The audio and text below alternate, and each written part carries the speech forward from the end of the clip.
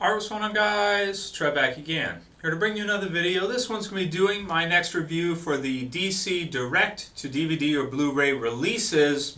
This year we've had Superman Unbound, and now we are getting the Flashpoint Paradox Justice League direct to DVD release movie. Let's do a review.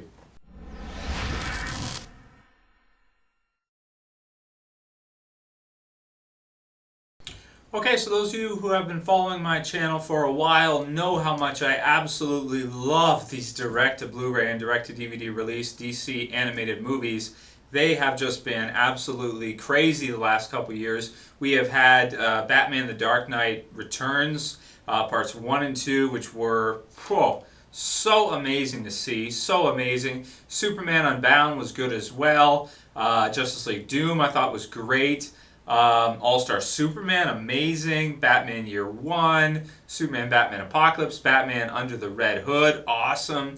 Just Public Enemies, I mean, so many good ones, so many good ones. This one here, the Flashpoint Paradox, it does not disappoint. It is right in there with the rest of them as being one of the best they've done so far. By the way, this review will contain spoilers for anyone who has not read the comic book version of Flashpoint or seen the animated movie yet. Now, prior to actually seeing this, I had not read Flashpoint. It was one of those, DC major crossover story events that I actually missed. Comic books, like I collect action figures, and action figures and comic books are very expensive, so it's difficult for me to be keeping up with both all the time because of the price increases, everything of sort. I think DC's prices on books have been good, but what I'm saying is I don't have enough money to really be collecting both, or at least I can't be responsible and be buying up every comic book there is, and as well, all the figures and that kind of stuff. It's just too much. So I missed this one, didn't get a chance to read it, so was really excited to see it because I had not I had not had experience with the story yet and actually read the books from Geoff Johns on the big Flashpoint event. That being said, this was crazy good. I mean crazy good. These movies have been actually getting better. I didn't think they were going to. When you had Superman, or you had like Superman Doomsday, The New Frontier, Batman Gotham Knight, Wonder Woman, Green Lantern First Flight, Public Enemies, from there on, then you had Batman Under the Red Hood. Like, they just keep getting better and better and better. Crisis on Two Earths. The Dark Knight Returns. Amazing. I wish Marvel was doing this kind of stuff. I really wish they were still trying. Because Hulk vs. Wolverine, Hulk vs. Thor was great, and then they just stopped doing it. I don't know why, but they did. I'm glad DC has stuck with it and is still doing them, because, man, these are fun. Next year we're getting 2014 Justice League War, which is based off of Geoff Johns and Jim Lee, the New 52. Origin and just Justice League and everything. Can't wait to see that because the books for that were awesome, and I can't wait to see how that turns out next year. That's going to be crazy. Son of Batman and Batman Assault on Arkham. So all three of those 2014 should be killer. This is the last one for this year. Till next year anyway, but definitely was worth the wait, and ended up I was pretty excited for it, but it ended up being even better than what I thought it was going to be. So that being said, let's take a closer look at just this one in particular. Forget about the rest; they've all been awesome. This one, awesome as well. So not having read the story before in the comic book form and just seeing the direct to Blu-ray release of Flashpoint Paradox Justice League.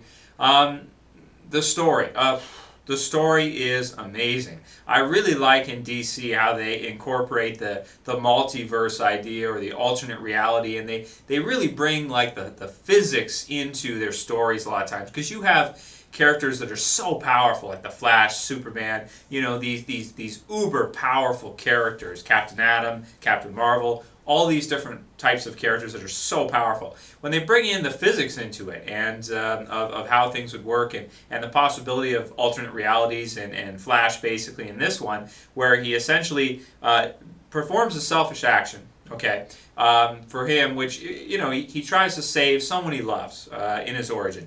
And, you can't blame him for doing that, but in doing so, he breaks the time barrier, and he causes a time shift to occur as a result of the changes he makes by using the Speed Force to travel so fast that he goes back in time to save a person he cares about very deeply, and then essentially the time stream is shifted and thrown out of sync with our universe to create an alternate reality where, due to the time shift, things happen differently for basically everybody. We have a new Batman. Superman is basically kept as a lab rat by the government.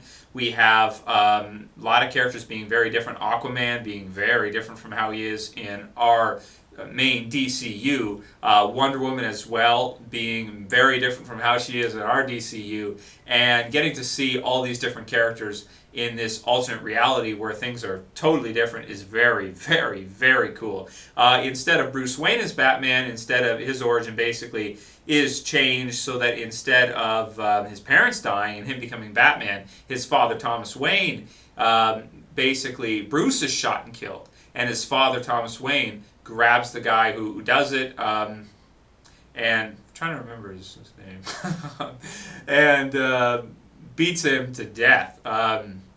Beats him to death. And basically becomes your Batman that does kill, uses guns, does all these types of things, but when it's all said and done, he does kill villains. Which is a big twist to see a Batman like Thomas Wayne that uses guns, shoots villains, criminals down, kills them in a heartbeat, and is almost as, well, maybe even more badass of a Batman than Bruce himself, because he's willing to go that extra mile. So he's a great character in this to see, because he's Batman, but he's not your usual Batman. He's your Thomas Wayne Batman that's not afraid to throw people off buildings or shoot them right between the eyes, which is great stuff to see. As I mentioned, Superman is basically a lab rat, so he has kept under red sun by the government. He's kind of not really involved with the story too much. The Reverse Flash is essentially your main villain, I would have to say, in this one, even though maybe Barry Allen's own, maybe the biggest villain for the Flash, Barry Allen, is actually himself. His selfish desires in this are actually what caused the whole shift in everything. So that it's not actually the Reverse Flash or a villain. He actually did it himself, just wanting to save one of these people that he really cares about a lot. I don't want to spoil too much or anything. Those of you who know the origin of Barry Allen know already, or his story. I actually was not familiar with it until now. I have not been one to read too many Flash books, so it was nice to get an idea of that, because I previously did not know very much about Barry Allen as a character, as a Flash. So the story overall is amazing. To add to all of that already, I mean, this is a dense and complex and exciting story. Geoff Johns, just like with Blackest Night, he has a way of bringing in all your different characters, doing them justice in the short time he brings them in from the DCU, and creating these epic, and when I say epic, I mean epic stories. Just like Blackest Night, just like Brightest Day, so many of his stories, and Flashpoint is definitely one of those, no question about that. In it, we have, in the alternate reality, essentially Aquaman becomes like a conqueror, and Wonder Woman does as well, her not being afraid to kill, as well. Aquaman the same, not your regular Aquaman and Wonder Woman.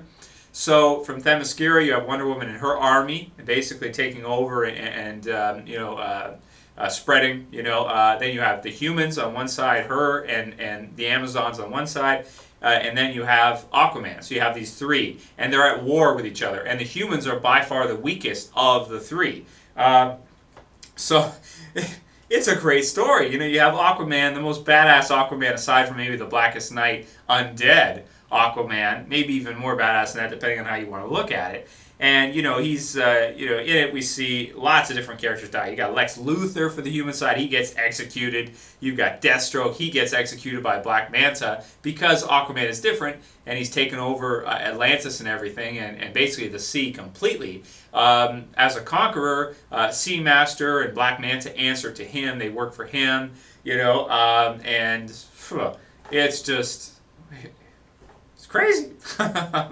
The battle, the war, how it all unfolds in it. It's a must-see, absolutely must-see. Wonder Woman, again, her with her willingness to kill, you know, in the war and everything. You have at one point where they have an alliance. Aquaman and Wonder Woman shake hands, and then they do it, and then Mera, Aquaman's wife, gets jealous and attacks Wonder Woman, and her, you know, this Wonder Woman kills her, cuts her head off, takes her crown and wears it, and then Aquaman turns on her again, and then the whole war comes back around and continues, but is now even worse. And all the while you have the humans, which are pretty much powerless to stop any of this, and it essentially all ends up being Armageddon at the end, with only the Flash able to really be the one to save the day.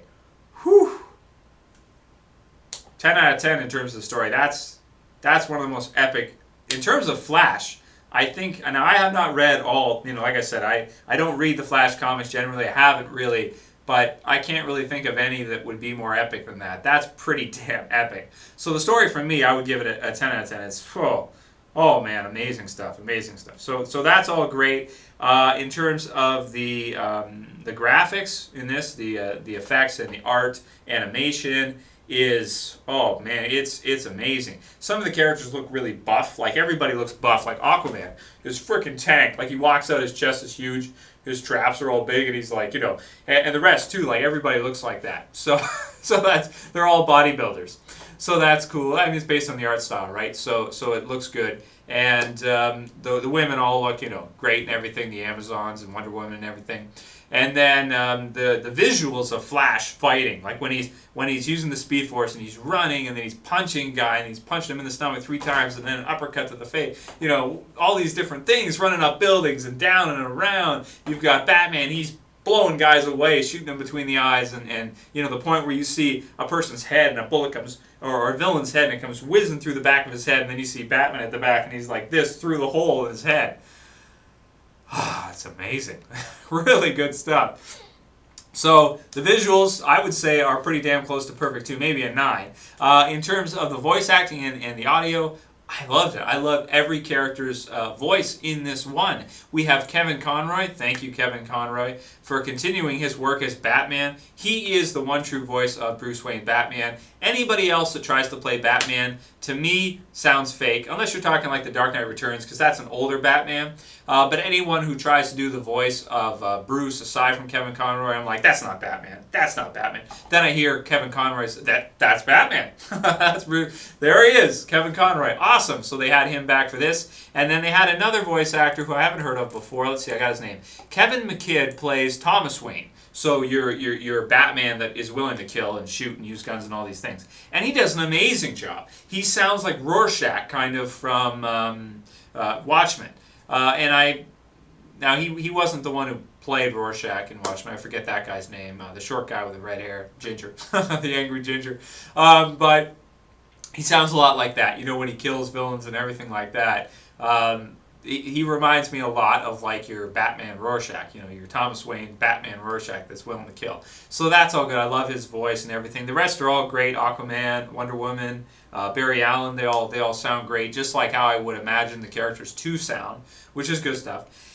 And let's see. I mean, that's pretty much it. I mean, I don't want to get in. You know, I know a lot of people who watch the review probably will not have actually seen it or read the story yet. So I don't want to give away too many of the details. I gave a pretty general synopsis there of most of it and the events. And at the end of it, you have a scene which is basically the most touching scene in the movie, and one of the most touching I've seen in any of the DC animated films yet, or read in any of the comic books or anything, where you just actually have the Flash, Barry Allen, and he's just talking to Bruce Wayne in the Batcave. Very touching scene at the end, and to the point where Bruce actually cries, which is something that, you know, you don't see that very often. So that's a really nice scene at the end too, and it's brilliant all around. It's brilliant. It's on the same level as any of the good previous ones, like your Dark Knight Returns, your let's see, Crisis on Two Earths, which was awesome, the Red Hood. You know, these types of animated movies. It's amazing. I wish, come on, Marvel, see what they're doing and do, you know, make some too. You know, because these are a real treat. You know, the comic books by themselves are amazing and an experience just to read. But to see them go to this extent to create this kind of artwork and have these voice actors and put it all together at this kind of a price point for the direct-to-DVD and Blu-ray releases, it's a treat. It's amazing. If you love comic books, if you love DC, if you like The Flash, if you like Batman, if you like Superman, if you like the Justice League, this is a must-see, absolutely a must-see. I'm giving it a 9 out of 10. It was absolutely fantastic. I can't recommend it enough. And man, next year's going to be good. 3 more, and they all sound good. So can't wait to see those, and still hoping for the day that they do a direct-to-Blu-ray or DVD release of Blackest Night. Still hoping, wishing, and praying that they do it. Maybe 2015, maybe 2016. That would be the most epic shit ever. Blackest Night direct-to-DVD Blu-ray release. So anyway, that caps my review for Flashpoint Paradox. Must-see. Absolutely a must-see for any DC fan. And, wow. So good. Call it here. That's it for this video, guys. I'll see you for the next one. This is Trev, and I'm saying peace.